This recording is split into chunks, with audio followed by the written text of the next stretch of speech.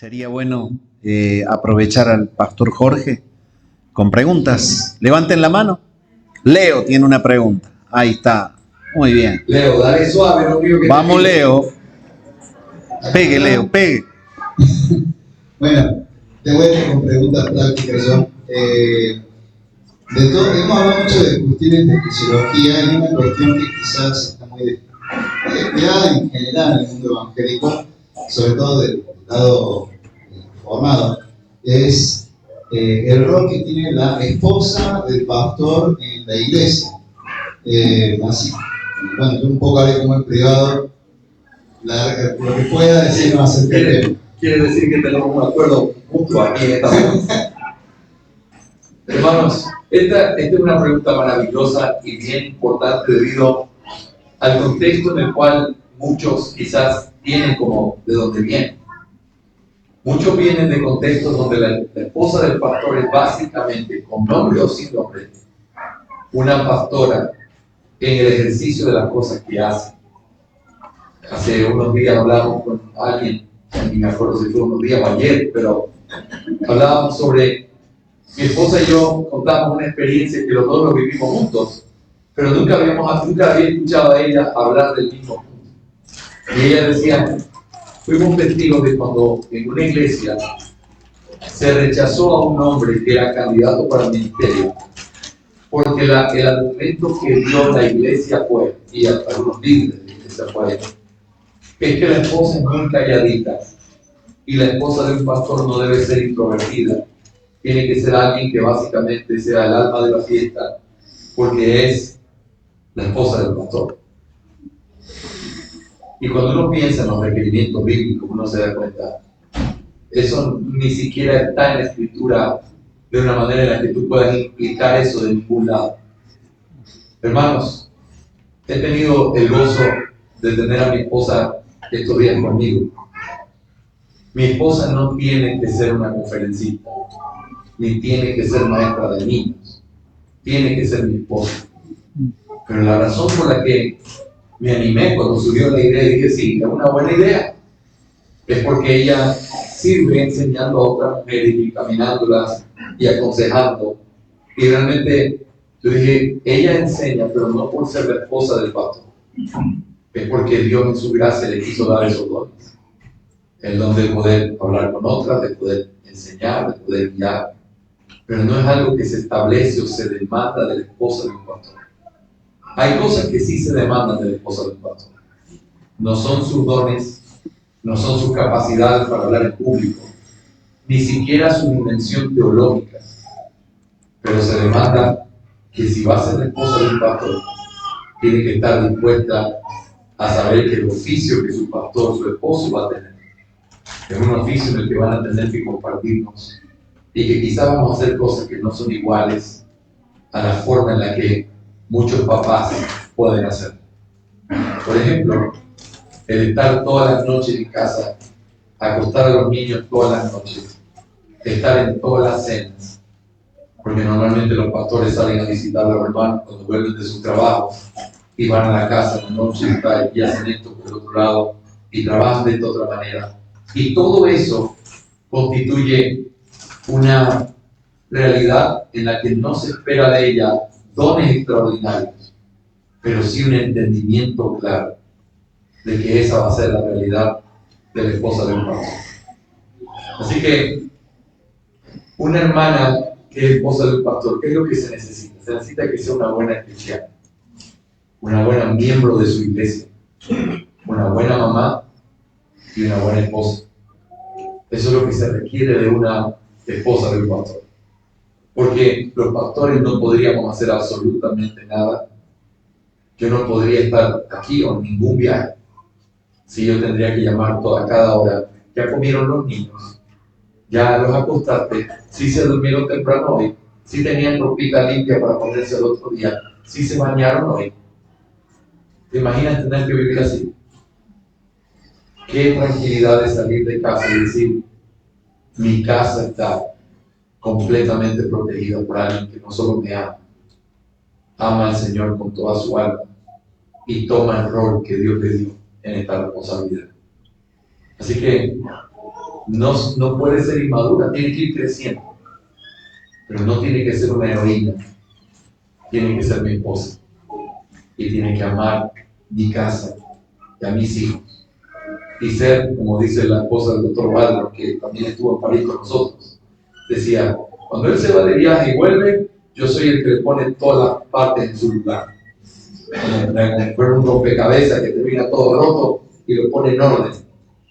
Si eso es lo que puede dedicarse una mujer por el resto de su vida en el ministerio, está haciéndole mucho bien a la iglesia de Cristo. Si hay un hombre que puede levantarse cada día con alegría y llegar a su casa después de la iglesia con alegría, porque en su casa le espera una mujer que lo ama y que lo sirve, que lo cuida y que se para como una guardiana a defender su alma, no hay un regalo más grande que una iglesia pudiera tener aparte de su pastor. Así que hay cosas que las esposas de los pastores sufren en silencio, y yo estoy de acuerdo. Y hablamos con Leo, antes de eso me hablaba del deseo de escribir sobre eso, y decía, es una excelente idea, porque no hay mucho. Pero qué bueno en el cuerpo de Cristo, donde uno puede encontrar mujeres que pueden vivir las mismas cosas y aprender a abrir el alma y compartir y edificarse mutuamente. Hemos tenido la oportunidad de tener eso en muchos sentidos con diferentes mujeres, pero quizás la más cercana al corazón de mi esposa es la hermana Maggie de Michelin, la esposa del pastor Eric Michelin, ya estoy cansado. Son las preguntas a la medianoche. Pero hemos tenido el privilegio de sentarnos y ellos aconsejándonos como esposos, pero también ella como una mujer anciana, diciéndole, disfruta de esto, cuida de esto. Y yo tengo que decir, gracias a Dios por las manos de esas mujeres sabias que permiten que el ministerio pueda fortalecerse y quizás contestar muchas preguntas que a veces hay. La iglesia a veces puede ser un lugar complicado y hostil para la esposa del pastor, porque se demanda de cómo se viste, cómo están los niños, tienen que ser perfectos, cuando en la iglesia la esposa del pastor es una hermana que tiene que ser amada no por ser la esposa del pastor, sino porque es nuestra hermana en Cristo. Y los hijos del pastor son niños en formación, donde hacemos bien de no ponerle estigma sobre la cabeza, diciendo, ten cuidado, acuérdate que tú eres hijo del pastor. Todo eso es parte de lo que ellos ya llevan sin necesidad que tú se lo digas. Pero qué lindo es cuando no hay trato diferente entre ellos y cualquier otro. Y si hacen algo o sobresalen en algo, no es porque son mis hijos, sino porque fueron amados, cuidados por otros que los vieron como niños de la iglesia, que tienen que ser amados y enseñados. Si mis hijos son una figurita, entonces tú no los puedes tocar, se portan mal, pero que nadie se meta con los hijos del pastor. Pero si mis hijos son parte de la iglesia, a veces hermanas diciéndome, pastor, discúlpeme, tuve que acercarme a decirle a Nat tal cosa. Yo decirle, hermana, gracias. Y no deje de hacerlo, porque ella necesita escucharlo también de la comunidad donde Cristo nos puso. Los hijos de los pastores no son intocables, pero tienen que tratarlos con amor y con ternura, porque la presión que tenemos es una presión diferente. Pero no tiene que ser vivido de una manera traumática. Eso dejémoslo al pasado, cuando no entendíamos la reforma, cuando no vivíamos en esta preciosa eclesiología que hoy disfrutamos. En nuestra eclesiología, mis hijos son parte de la iglesia, a los que a veces hay que decir, hey gordito, no corras, siéntese, usted sabe que en la iglesia no se corre. Se lo puedo decir yo, o se lo puede decir cualquiera de los hermanos, porque él tiene que seguir las mismas reglas del resto de niños en la congregación. Así que cuidemos a las familias pastorales. Ellos tienen que vivir cosas que a veces nosotros no vemos, pero que realmente necesitan de ese apoyo. Así que velen por eso, ámenlas, en vez de demandar, pregunten qué puedo dar y qué puedo hacer. Yo he sido muy bendecido de escuchar a mi pastor en culto cuando estoy lejos y oran por mí, decir hermanos, y no se olviden La hermana Lady está aquí con los niños. Veremos si ellos necesitan algo hasta que nuestro pastor regrese. Qué lindo que es. Qué buena bendición. Sí. ¿Podría decirse entonces que la esposa es la ayuda idónea en el ministerio? No necesariamente. Es la ayuda idónea de ese hombre. Y eso significa, yo tengo mi propia vida como hombre, donde yo necesito a mi esposa. Pero eso es algo importante que a veces se comete como un error. Mi esposa, como es mi esposa, tiene que cargar conmigo las cargas del ministerio. Mis hermanos, a mí me impusieron las manos. Yo soy el que dije que sí al ministerio pastoral. Soy yo el que tiene el llamado. Ella es mi esposa.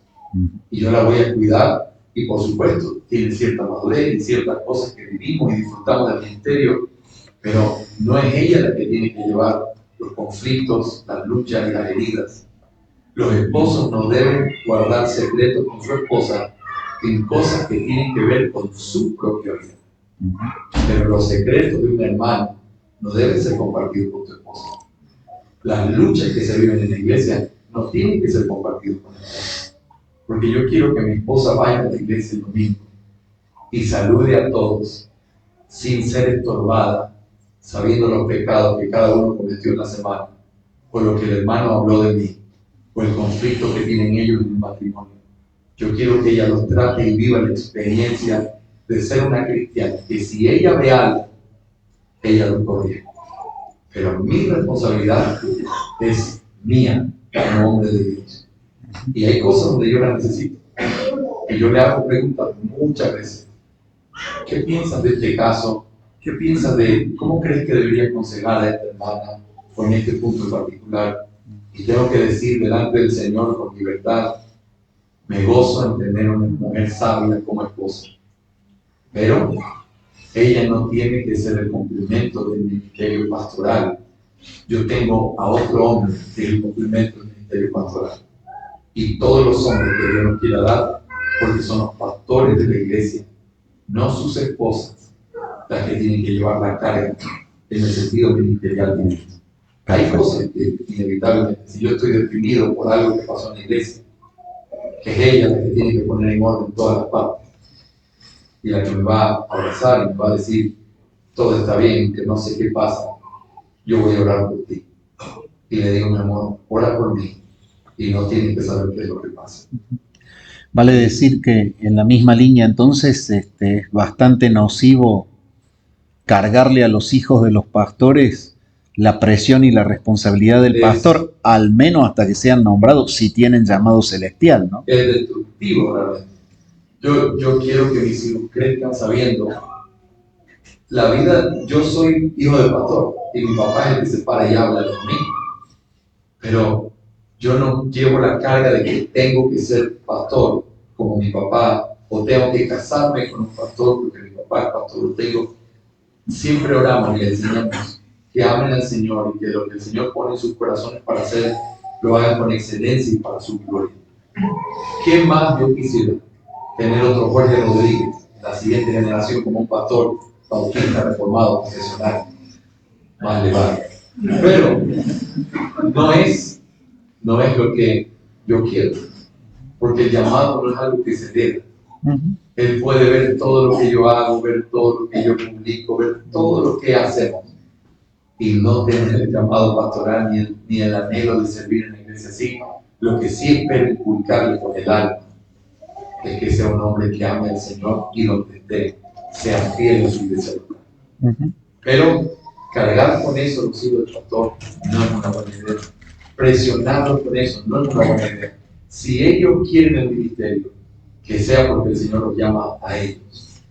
Al disfrutar un hombre que cuidó sus corazones y les enseñó la belleza del ministerio, aunque a veces en silencio lo escucharon llorar, clamando al Señor ayuda en medio de los conflictos que toda iglesia tiene. Yo no trato de pintar un panorama perfecto, pero ellos no tienen que llevar el peso que Dios no les dio a ellos. Su peso es obedecer a su Padre y hacer lo que Cristo quiere, no arreglar los problemas. Me pasaron una pregunta. Dice, si usted considera que la postura soteriológica, doctrina de la salvación, que uno tenga incide en su salvación. Y si alguien que tenga otra postura o soteriológica es un hermano en la fe. Bueno, esa pregunta tiene que ser un poco más específica y podemos especificarla en el ejemplo. Tener una postura diferente con respecto a la salvación, escuchen las palabras cuidadosas que voy a usar, no necesariamente significa que no sea nuestro hermano. Nosotros creemos que nuestra postura soteriológica es la postura bíblica. Creemos que es lo que le da consistencia a cómo la palabra de Dios presenta el plan de redención y la condición del hombre y cómo eso se entiende a través de saber que Dios fue quien empezó la obra en nuestras vidas, abrió nuestros ojos, y aunque nosotros corrimos pidiendo auxilio, arrepintiéndonos y creyendo, lo hicimos porque Él cambió nuestro corazón y por eso nos arrepentimos y creímos. Ahora, puede haber gente que no crea exactamente lo mismo y estamos hablando de que hay diferentes maneras de pensar. Y uno de los grandes problemas evangélicos es la gran inconsistencia en la que se vive en los sistemas doctrinales. Yo vine de una iglesia donde de alguna manera se enseñaba que la salvación no se perdía.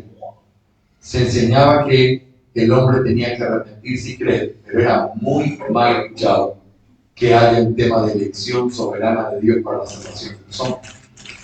¿Qué sistema doctrinal es ese? Muy difícil combinar. Eso no es arminianismo, eso tampoco es un completo semi-pelagianismo, eso es una forma en la que se toman ciertos puntos y se los afirma, pero no necesariamente tienen una conexión coherente el uno con el otro. Y yo decía, no me acuerdo si lo dije aquí o si lo dije en algún momento de una conversación privada, pero hermanos, me gusta darle gracias a Dios por la inconsistencia doctrinal de muchas personas. Y lo que quiero decir con esto es, agradezco que sean inconsistentes, porque si fueran consistentes hasta la última de las implicaciones de lo que están diciendo, no serían mis hermanos. Alguien que cree que el hombre puede buscar a Dios y al mismo tiempo decir, pero es una obra completamente de Dios, las salvaciones del Señor, cantan con nosotros las salvaciones del Señor, y dice, tú no entiendes lo que estás diciendo. Si el hombre hace, toma y deja si quiere, y decir que la obra es del Señor, no estás hablando de algo que es consistente, pero doy gracias a Dios por tu vida, porque si tú me dices que la salvación es una obra de Dios, tú eres mi hermano, si crees que esa obra está en Jesucristo. Si crees que se pierde o no, esa es otra conversación con un café y algunos más. Pero no significa que tú no seas un cristiano. Así que la posición soteriológica no necesariamente dice de alguien si es o no mi hermano, en el sentido de si es diferente no es cristiano, si es exactamente igual si es cristiano, no es así. Pero hay ciertas posturas que ciertamente hacen que su postura soteriológica no sea como la nuestra y no sean cristianos por lo que dicen.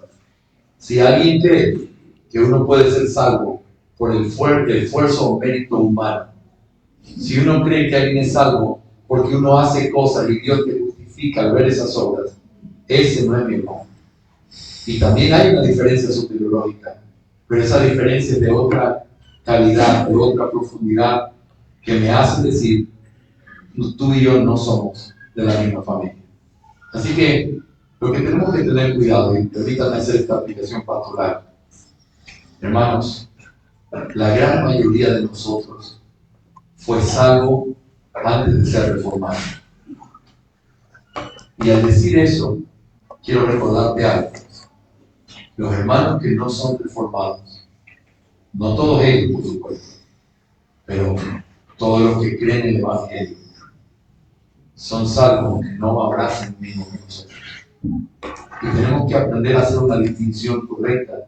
No es correcto llamar a cualquier hermano, pero tampoco es correcto decir, a ver, recítame los 5 puntos del calvinismo y te digo si somos hermanos tuyos.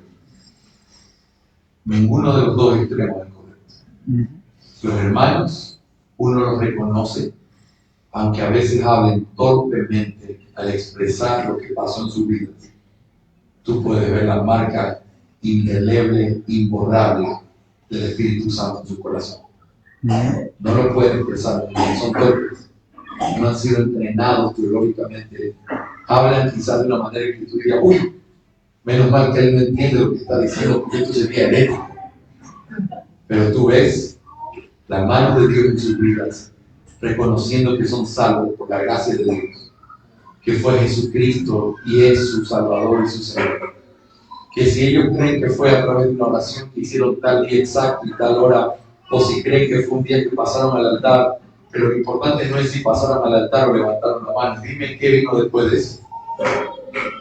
Una vida transformada, dando el fruto del Espíritu y mostrando cómo el Señor es su Señor. Solamente un necio negaría a sus hermanos mirando la marca del Espíritu Santo en sus vidas. Así que hay que aprender a encontrar un equilibrio porque no es fácil. Sería más fácil decir, este es el checklist. Si cumple o no cumple. A ver, muéstralo, pero cumple. Hermano, mundo hermano. Es mucho más difícil tomarte el trabajo de tener que conocer a las personas, interesarse por sus almas y hacerle preguntas como esta. ¿Desde cuándo conocen al Señor Jesús como tu Salvador? Su respuesta te puede decir mucho de lo que quizás desde afuera no puedes ver. ¿Por qué crees que eres salvo? ¿Qué es lo que te hace pensar que realmente has nacido de nuevo? La respuesta a esa pregunta puede decir más que la teoría sistemática que está leyendo. Así que el Señor nos ayude a encontrar un buen balance y un buen equilibrio, de que no todos son nuestros hermanos. Y hay que ser firmes en eso. No todos son nuestros hermanos. Alguien que predica la prosperidad y que lo que Dios quiere es que nadie esté enfermo y que todos tengan dinero y que él también va a la iglesia, es mi hermano, no es nuestro hermano. Pero si Jesucristo es el punto de conexión y si Jesucristo es su Salvador, Él es tu hermano, aunque te moleste inmensamente el nombre de su iglesia. Que el Señor nos ayude con eso. Acá entró otra pregunta, gracias Jorge. ¿Cómo es su vida devocional y qué importancia tiene la oración en el ministerio? La vida devocional funciona de diferentes maneras en diferentes tiempos. El hecho de leer la Escritura de manera permanente es una de las cosas que tiene que ser parte de la vida devocional nuestra, y es, gracias al Señor, lo que les contaba ayer, parte de nuestra vida familiar, buscar al Señor, leyendo su palabra, meditando. También, aparte de tomar, como les había dicho, el catecismo y meditar sobre ciertas cosas, hay ciertos libros que uno tiene que leer y tiene que buscar al Señor a través de querer conocerle más. La teología es una manera muy preciosa de conocerle cuando está conectada con la devoción. Y parece mentira, pero mucha de la vida devocional que yo puedo disfrutar está conectada con clases de seminario, en donde estamos hablando de la grandeza de Dios, de lo que Dios hace. Y a veces terminamos una clase de retroalimentación llorando y diciendo, Señor, qué inmenso eres, tu misericordia es para siempre. Así que la oración es una parte importante y por supuesto siempre puede mejorar y tiene que seguir mejorando en mi vida, pero es una parte que tiene que estar conectada en todo lo que hacemos. La oración tiene que ser hecha de una manera formal, donde quizás en la oficina, donde yo tengo mi oficina, puedo pasar horas en silencio, clamando al Señor, y también momentos en los que específicamente uno tiene que tomar tiempo para orar por cosas específicas. Así que la vida devocional se basa mucho en eso, en buscar al Señor, leer su palabra, tener devocionales, leer libros que edifiquen mi alma, pero también meditar en las implicaciones prácticas del corazón con respecto a lo que tiene que ver con la teología que enseñamos. Y eso, hermanos, ha sido muy santificado para mí. Amén. Víctor, hace tu pregunta, querido.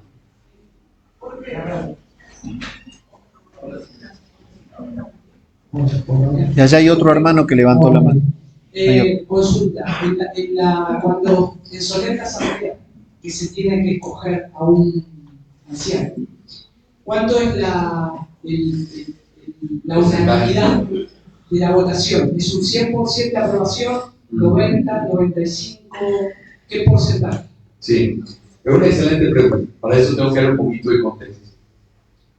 Toda iglesia que quiere vivir ordenada, conforme a los principios de la Escritura, necesita ciertos principios de orden que puedan establecer nuestra unanimidad con respecto a ciertos pensamientos. Y eso que preguntó Víctor es una de las cosas que tiene que estar claro. Hermanos, una iglesia se puede dividir si en una votación un candidato saca el 60% y entonces los del 60% de ese lado dicen, es nuestro candidato. ¿Acaso no es la fórmula celestial el 50-1? Pero, ¿acaso no es eso la parte clave, el 50-1? Decir, ya, la mayoría lo escogimos. Pero por el otro lado, la mitad más uno en la frase de boca. Ustedes me entendieron. El libro que le dice, bueno, perdió ayer o cómo fue. No, eso es una pérdida. Pero, si no hay una claridad sobre ese tema, el otro 40% podría decir, pero nosotros no votamos por él. Yo no reconozco a ese hombre como mi pastor. ¿Cómo que usted lo pone como pastor si el 40% no estuvimos de acuerdo? Y esa iglesia se parte por la mitad por un asunto de que no hubo orden previo antes de poder establecer las líneas de cómo íbamos a hacer la votación sobre él. En una elección de un pastor, cuando, recuerden las fichas, el pastor presenta al candidato porque ve el reconocimiento de los hermanos y lo ha examinado. Dice, hermanos, les presento a este hombre y creo que debería ser el candidato. La iglesia dice, pastor, vamos a tomarlo como un candidato. Entonces la iglesia comienza a evaluar. En esa evaluación, lo que se espera es que los hermanos se acerquen, lo conozcan, comprueben, se les dé oportunidades para predicar, de manera que toda duda pueda ser disipada. Cuando llega la votación solemne, lo que uno espera es que haya una unanimidad. Sin embargo, aquí hay un principio claro. ¿Por qué no está en nuestra constitución como iglesia el 100%, sino el 90%? Esto lo aprendí del doctor Waldron. Él dice, porque nunca se puede permitir que una iglesia sea secuestrada por una minoría que decide vivir en desobediencia al Señor y al simplemente no querer hacer lo que Dios quiere. ¿Te imaginas? Somos 100, 90, estamos completamente de acuerdo, 95, estamos completamente de acuerdo con él, pero hay 5 en la carne, en pecado, con cosas no resueltas, abiertamente un asunto pecaminoso, y ellos dicen, nosotros decimos que no. Si esa iglesia tuviera el 100% de aprobación como el requisito para aceptar a un pastor, los 5 hombres en la carne secuestran el voto del 95% de la iglesia. Entonces, tiene que haber una unanimidad y nosotros no esperamos menos del 90% para poder aprobar al pastor. Porque si ese hombre vivió el proceso y los hermanos lo vieron y lo evaluaron, no es preguntar si él es tu favorito, no es preguntar si a ti te cae bien. Se está preguntando, ¿este hombre cumple con las cualificaciones? ¿Este hombre sabe enseñar? ¿Este hombre sabe gobernar su casa? Y durante todo ese proceso, la iglesia o los hermanos pueden acercarse a los pastores y decir, yo tengo dudas sobre este proceso, yo tengo dudas sobre él, mire, yo escuché esto. Y entonces hay que tratar todos esos temas en el proceso. Pero si nadie habla, si todos están mirando y dicen, sí, es un buen hombre, lo que naturalmente va a pasar es que en esa votación solemne vamos a tener el 90% o más. Entonces, tiene que haber ese nivel de igualdad y de unanimidad, pero tiene que haber también un pequeño default. Si es el 100%, gloria al Señor, pero si no fuera el 100%, no importa, porque el 90% es lo que nosotros como iglesia hemos establecido para que sea un porcentaje para poder recibir ese. Así que eso es parte de los principios. los diáconos es lo mismo con los diáconos. En iglesias que ha ayudado y que se ha puesto la misma política, por ejemplo, la iglesia del pastor Héctor Bustamante en Guadalajara, ellos dijeron, nosotros vamos a elegir el 80%. Y está bien, una iglesia muy grande. Y ellos vieron eso con el propósito de que no se secuestrara el voto.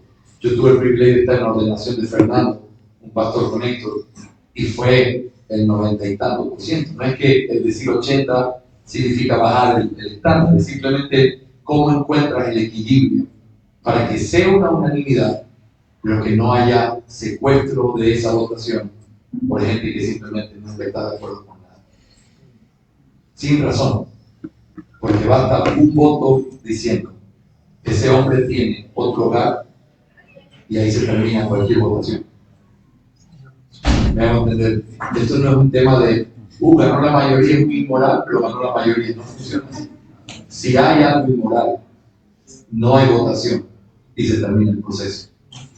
Pero si llegamos hasta el final del proceso, no hay inmoralidad, tiene los dones, hace su trabajo, ¿cuál sería la razón para que un miembro diga que no?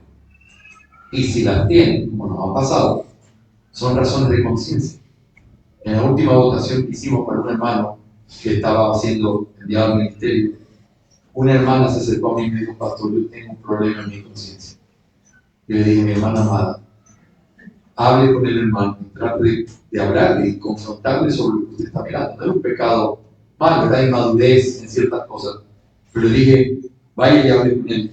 Si al hablar con él la atención de él le da paz en su conciencia, entonces vote con libertad. Pero si no le da paz, vote que no.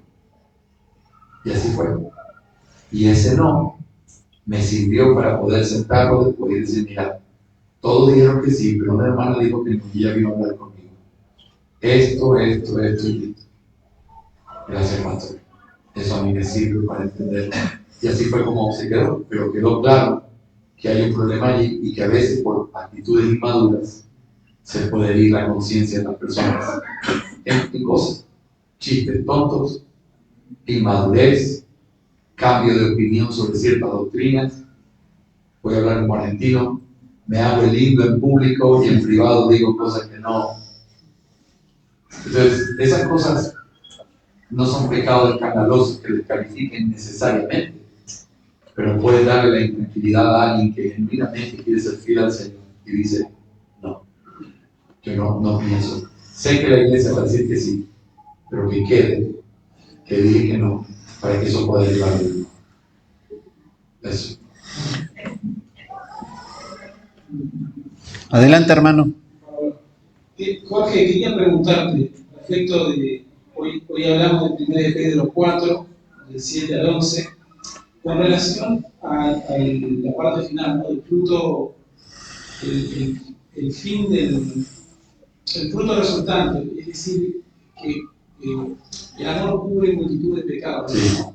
Pensaba en un caso, por ahí que me ha ocurrido, digamos, de manera recurrente, realmente por eso me sirve la pregunta, respecto del trabajo. Es decir, por ejemplo, en Segunda de Tesalonicenses 3:14, cuando dice que 3:14-15 dice, si no obedece a lo que decimos por medio de esta carta, a ese señaladlo y no os juntéis con él, para que se avergüence, mas no lo tengáis por enemigo, sino molestadle como hermano. Entonces, es como decir, bueno, y particularmente decía, más arriba dice, si alguno no quiere trabajar, es decir, no quiere trabajar, es una decisión que está tomando, que tampoco coma.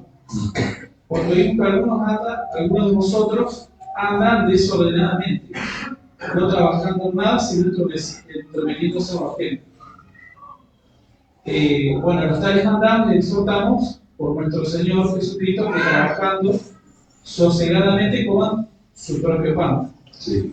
Entonces plantea en Tesalonicenses como que si hay una persona así, hay que de alguna manera señalarlo y dice y no juntarse con él. Entonces, como decir, bueno, ¿qué tipo de disciplina sería, por así decirlo, Y por un lado dice que hay que tratarlo como hermano, ¿sí? Ahora, el mismo pecado, que quiero saber si es el mismo, tal vez lo estoy entendiendo mal, en 1 Timoteo 5:8, cuando habla de las viudas, dice que si alguno no provee para los de su hogar, es peor que un incrédulo y ha negado la fe. Entonces, por un lado, tenés a alguien que tal vez haciendo lo mismo, tal vez en un grado diferente, pasa a ser peor que un incrédulo, y a otros simplemente hay que amonestarlo y de alguna manera separarse de él, pero tratarlo como hermano. Así que bueno, no sé si Es una excelente pregunta. Una pregunta conectada en el mismo pecado, porque no trabajar y no proveer para los suyos.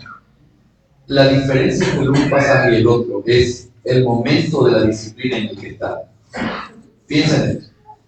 ¿Cómo funciona la disciplina eclesiástica? Tenemos a alguien que cuando llegas al tercer paso, por ejemplo, un hermano flojo, no quiere trabajar, se queja, empieza un trabajo y lo deja botado, se va, pero todo eso, que quizás todos conocemos hombres así, y es realmente difícil, porque te desesperas, ves a su mujer sufriendo, ves que le está dando una vida que no debería ser la vida que debe ser un hombre que ama al Señor. Y entonces, ese pecado, que aparentemente es un pecado insignificante, no es que es borracho, solo es vago. No, yo estoy tratando de hablar serio, ustedes dicen. Pero ese pecado que aparentemente no es tan inmoral, nos recuerda un principio importante. Hermanos, si yo le preguntara a ustedes en esta noche, ¿cuáles son los pecados que podrían hacer que una persona sea expulsada de la iglesia como un inconverso? Piensa en la pregunta que estoy haciendo. ¿Cuáles son los pecados que podrían hacer que una persona sea expulsada de la iglesia como un inconverso? ¿Sabes cuál es la respuesta? Cualquier pecado que no se arrepienta. Entonces, es una mujer que murmura y que es confrontada. Es un pecado social, ¿no? Es un pecado que tiene que ser tratado. Si no se arrepiente, tiene que venir testigo. Y si no se arrepiente del tercer paso, tiene que ser tratada como gentil.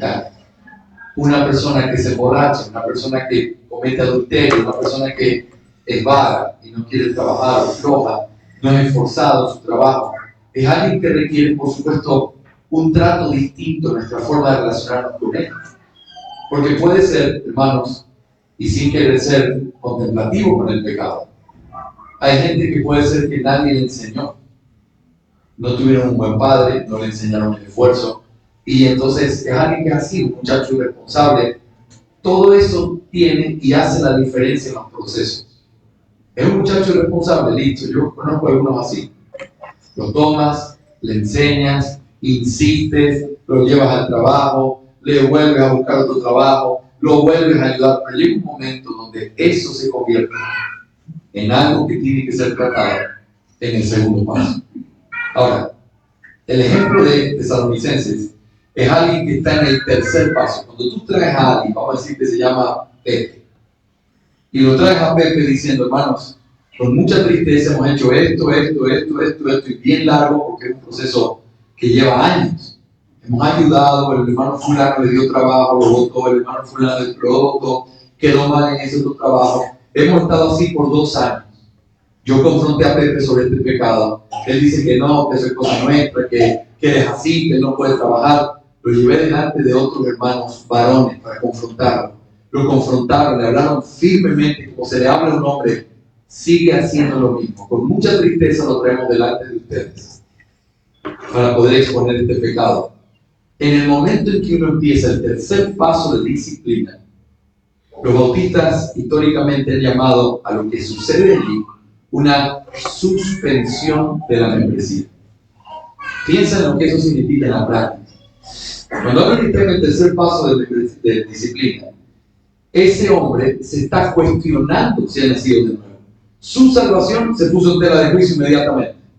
No hemos dicho que no es cristiano, pero tampoco podemos afirmar con limpia conciencia que sí lo es.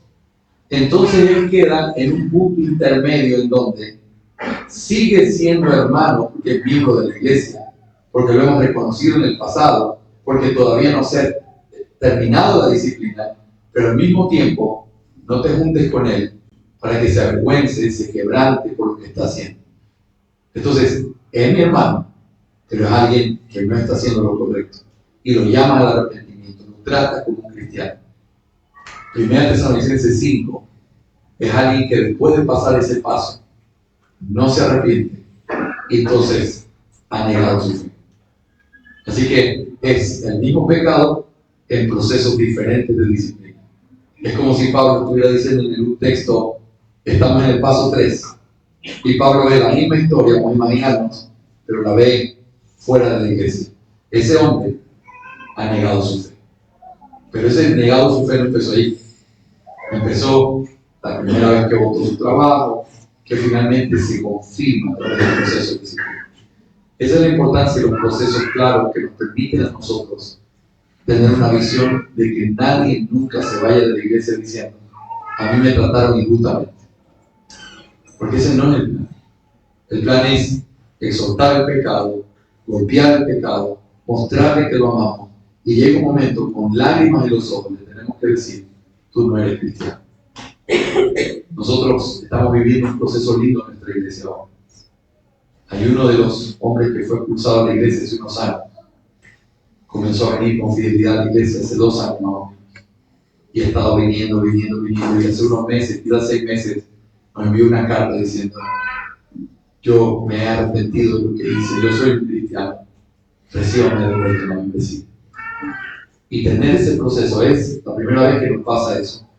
Pero tenemos otras personas que han sido expulsadas de la membresía, que han vuelto a la iglesia y que están sentados allí escuchando. Y uno piensa, eso no es porque tenemos algo especial, pero por lo menos la gente se acuerda de que fue amado. Aunque un día se fue pateando al perro, decimos nosotros, se fue bravo, se fue diciendo cosas, de aquí es una iglesia legalista y se fue, pero cuando las cosas le fueron mal, regresa donde sabe que fue amado y el día que llega, ya no es algo que ni siquiera tengo que pedir, es como si fuera un gozo para la iglesia que lo ve volver, aunque no esté todavía ni en el proceso de volver ni nada, qué alegría que esté con nosotros. Y eso es parte de ser la forma orgánica de una iglesia que tiene procesos claros, donde nadie se va diciendo, a mí nunca me escucharon, a mí nadie me preguntó, a mí solo un día me llegó una carta que decía, tú ya no eres miembro nunca más, a mí los miembros de la iglesia me cortaron el rostro. Eso es lo que nunca debería pasar en una iglesia. Si estoy mal, la única manera de arrepentirme es que se muestre un proceso que no me permite esconderme detrás de los errores del proceso, para yo quedar completamente desnudo y sin protección, para poder verme a mí mismo y decir, fui yo el que no quiso arrepentirse. Gracias, Pastor Jorge.